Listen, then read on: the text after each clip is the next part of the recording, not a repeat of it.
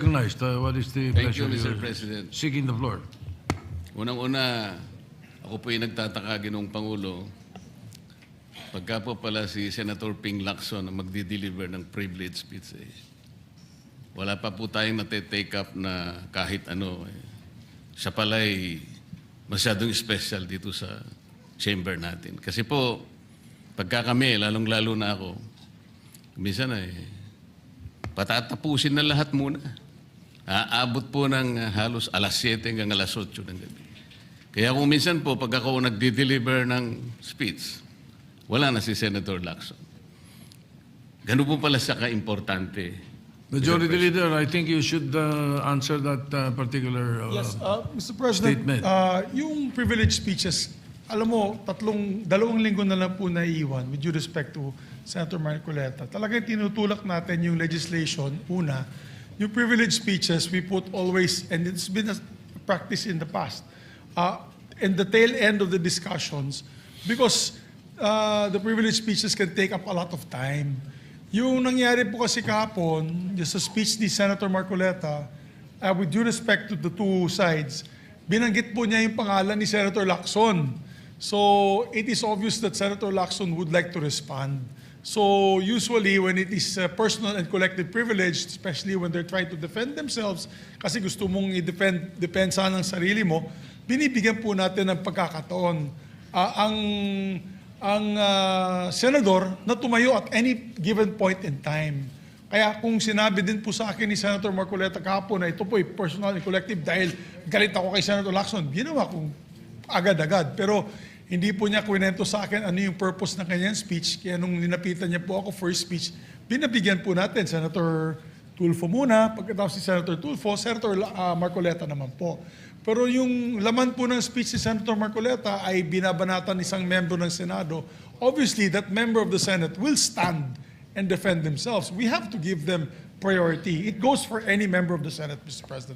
We will give that privilege to any member of the Senate. Thank you. All right, thank you. Mr. President, ang sinasabi ko lamang po ay ngayon ko lang po na nakita ang ganitong special treatment. Hindi ko naman sinasabi, Mr. President, na lahat ay ganito. Kasi po yung yung una pa po bago ito, Mr. President, naalala ko, tinapos muna lahat po ng bisita, pati po yung mga galing sa Southeast Asian Games. At kahuli-hulian nga po, inabot po ako ng alas 8 ng gabi. Yun lamang po. Ngunit gusto ko pong makapagtanong sana sa ating ginagalang na Senador Ping Lacson kung siya po ay papayag. My pleasure, Mr. President. Hindi ko po alam, Mr. President, Your Honor, kung paano ko... Sana ko mag-uumpisa sapagkat hindi ako ang subject matter nung aking dineliver na privilege speech kahapon. Kaya kung sagutin at iisa-isahin sa inyo, ngunit ang nangyari, parang ad hominem ang nangyari. Sa akin po, natutukoy lahat ang inyong privilege speech ngayon, samantalang ang inaasahan ko ay sasagutin nyo yung privilege speech kahapon. Kasi kung ganun pong mangyayari, Mr. President, malilihis na naman po tayo sa inaasahan ng ating mga mamamayan. Dito lilitaw ngayon ang nauna pong mga patakarang nakita ko sapagkat kailanman hindi natin makakalimutan at huwag nating kalimutan na talaga pong nilimas po ang kabangbayan. Yun na po yung gusto nating pag-usapan dito. Kung sasagutin ko po ng isa-isa ang ibinibintang po ninyo sa akin, maliliis na naman po ang pinag-uusapan na kailangan na po ng taong bayan na malaman na po ang katotohanan. Sino po ang may pakana? Sino po ang mga mastermind sa nangyaring nakawan sa ating kabangbayan? Ito po ay hindi pangkaraniwang pagnanakawan, Ginoong Pangulo. Yun po ba ang gusto niyong mangyari, Ginoong Ping Lacson? Negative po. Sigurado hindi po yun. Bakit kayo po- po naglilis, sino pa po nagsimula nito? Nung Bakit una po- pong privilege speech ninyo, hindi ko na sinagot kasi ayoko magkagulo. Pero enough is enough. Kahapon, nanonood ako sa aking opisina, gusto kong bumaba, kaya lang malalim na ang gabi at ayoko maabala yung trabaho sa Senado. Kaya nagsabi ako sa ating Senate President, at ito'y na-manifest niya kahapon, narinig ko, na I was told na sasagot ako ngayong araw na ito. Wala pong gustong maglihis sa usaping flood control. Ako nga po, very passionate po ako dyan, mulat sa pool. Wala po kayo rito. Ako po'y talagang lumalaban sa korupsyon. Pagdating sa national budget, pagdating sa lahat ng usapin, hindi nyo po matatawaran ang aking hangarin, maituwid ang lahat ng katiwalian dito sa ating bansa dahil hindi po tayo muusad. Pero enough is enough. Patuloy po kayo sa pag-atake sa akin. Balikan nyo po, res ipsa loquitur. Andyan po lahat eh. Wala po ko inimbento. Salita nyo po lahat yan eh. Sabi nyo, iniinsulto ko kayo. Sagutin nyo po. Totoo po ba o hindi yung ating napanood sa mga video? Totoo po ba o hindi yung aking mga binanggit? Tapos na po kayo. Tapos na po. Kasi po ganito May I eh. suggest that the two gentlemen address the chair instead of addressing each other. Sorry, Mr. President. Pagpaumanhin po ninyo, Ginoong Pangulo, ngunit nakakalimutan po ng ating Senator Ping Lacson na siya po ang nagumpisa sa ngayon lang eh. Ako raw po ay defensor ni Diskaya. Palagi niyang ipinipilit yon. Hindi niya makalimutan ang sinabi ko na nung ako po ay nasa Blue Ribbon Committee, tungkulin ko po kasi na ipaglaban ang sino man, witness man siya, resource person, siya po ang kauna-unahan na nag-apply ng Witness Protection Program. Sa aking palagay po, nung panahon na yon, ay kakailanganin namin siya sapagkat mga pangalang malalaki ang dapat na makuha natin. Hindi naman siya, ang ibig ko sabihin, si Diskaya po ang mismong nagbigay po ng kanyang kagustuhan. Nung una po, Mr. President, ayaw ko nga maniwala sa kanya. Kaya sinabi ko sa kanya, gumawa ka ng sulat, kahit sulat kamay, para sa ganon, walang masabi ang iba na parang ako pang nag-initiate sa'yo dahil hindi kita kakilala. Kailangan malaman muna natin kung ano ang laman ng iyong testimony. At kailangan ma-determine natin kung talagang meron kang may kukontribute na mga pangalan. Kasi importante na lumitaw ang mga pangalan ng mga taong talagang utak ng pagnanakaw na ito. Yun po ang pinag-umpisahan nun eh. Dahil mabigat ang kanyang gagawin, Mr. President, nakita ko sa kanyang kagustuhan na siya'y sumailalim sa Witness Protection Program. Kinilala ko naman yun, Mr. President. Malalagay nga sa alanganin ng buhay niya. Yun po naman ay nakalagay sa batas eh. Bakit ngayon akusahan ako na ako pa ang nagdidepensa sa kanya? Nandun naman po sa batas eh. Kaya nga po nang ipilit po ng ating DOJ Secretary na pinipilit niya magkaroon ng restitution, sinabi ko huwag mong gagawin yan. Wala naman sa batas yan eh. Ipipilit ninyo sa pamagitan ng memorandum ninyo na kahit wala sa batas para siya maging katanggap-tanggap na witness protection program witness, ay gagawin niyong mag-restitute siya. Wala po sa batas yun, Mr. President. Yun po yung nilalaban ko. Kung napagkamalan niya na dinidepensahan ko, hindi po pwede yung ganon, Mr. President. So ngayon, hanggang ngayon, pati ba naman ng asawa ko na independent director, kakalantariin pa rito. Saan ba natin pag-uumpisa ng pag-uusap na ito? Pagkatapos, ipipilit na naman ninyo yung Kalayaan Island Group.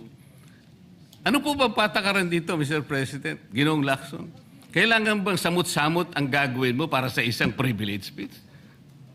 Kayo po'y matagal na sa Senado. Alam ko po, kabisado nyo yung patakaran dito. Ang isang privilege speech nakatutok lang sa isang subject matter. Pero ang gagawin po ninyong samot-samot ito, at pagkatapos ay mag-uumpisa kayo na parabang ang nilalaman ng privilege speech ninyo puro ad hominem. Wala po tayong matatapos dito. Ang hangarin po natin dito ay yung subject matter na pinipilit natin sapagat ito po ang inihintay ng taong bayan. Kung sasagutin ko po ng isa-isa at ang iba po'y sinagot ko na, ay lalayo po tayo. Ang akin pong tinatanong sa aking privilege speech kahapon, ay bakit parang hindi ninyo pinagbigyan ang ibang mga tao na napakarami nilang dapat sabihin para sa ganun malaman natin ang katotohanan. Kayo po ang nagsabi, Senator Lacson, Mr. President, napupuntahan natin lahat ng lugar na kung saan ang ebidensya. Hindi po ba kayo po'y nagpahayag noon dito sa plenaryo, Mr. President, Senator Lacson, na sinabi nyo na ang presidente ay name drop ni Yusek Bersamin. Hindi ko man lang po nakita yung kanyang katauhan na ipinatawag nyo dito. Samantalang napakalaki ng dapat niyang ipaliwanag sapagkat kayo po ang nagsabi sa pamamagitan ng pagtitiwala ninyo sa ibinigay na testimony ni Yusek Bernardo na niname drop niya ang presidente. 100 billion pesos po pinag-uusapan dito na kung saan ang porsyentong tinanggap nila sang-ayon din sa inyong pagpapahayag ay 8 billion pesos. Nagtataka po kami, ang taong bayan, hindi nyo man lang pinatawag si Yusek Bersamin. Nagtataka din po ako.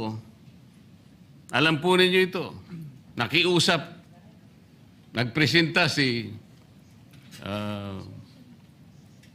ex-Governor Chavit Singson. At iminungkahi ko po sa inyo at ang sabi nyo, sige po, sa susunod na pagdinig natin, ay iimbitahan natin siya. Sapagkat marami raw siyang gustong ibahagi sa ating pagdinig tungkol sa mga project sa Ilocos. Ngunit hindi po nyo tinawag. Yun po yung pinagtataka. Ito po yung gusto ko sanang sagutin ninyo. Sa akin po, wala nang kwenta kahit na ako'y patutsadahan ninyo, na ganito ako, ganito kami, ganyan. Hindi na po mahalaga sa akin yun eh. Ang mahalaga po, Mr. President, ang taong bayan ngayon na naghihintay ng kasagutan sa maraming katanungan nila kung magagawa pa natin na buklatin lahat ang dapat buklatin. Kilalanin kung sino dapat kilalanin. Ang gusto ko pa po sana, Mr. President, sana sagutin po ninyo, Senator Lacson. May I respond, Mr. President? May I respond, Mr. President? Yes, please, go ahead. Mr. President, Your Honor, have you read the partial committee report? Ganito po ang nangyari, Mr. No, have President. you read the partial committee report? That is my question, Mr. President. Binasa ko po, ngunit hindi ko po magawan ng paraan kung paano ko po itatrato. Kasi kahit na po ganun ang nangyari, tiningnan ko po eh. Kaya lang, sabi ko sa mga staff ko, nung mag-meeting kami, bakit ka ako wala man lang pirma ito? Ito po italiwas po sa inyong ipinahayag kahapon. Sinabi niyo rito, If I may be natanggap allowed, ko. Mr. President.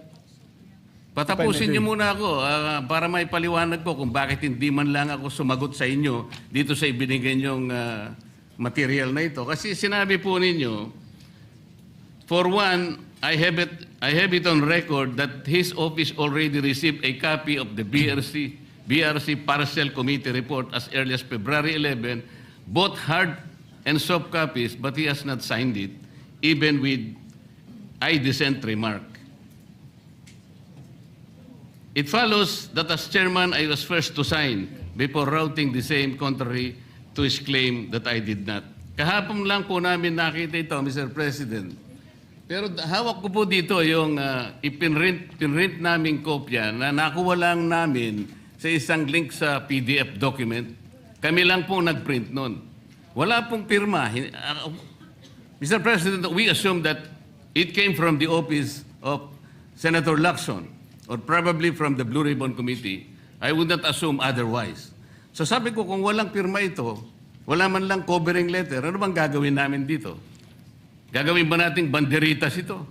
Ganun po ba yung pagbibigay ng isang importanteng dokumento? Kung inaakala po yung importante ito, bakit wala naman pong pirma man lang? Sa akin palagay, hindi po ganun ang pagtrato sa amin bilang miyembro ng Blue Ribbon Committee. Dapat man lang sana, kahit na initial nyo lang po at meron siguro kayong instruction doon, anong gagawin namin dito? Now, before Senator Lacson responds,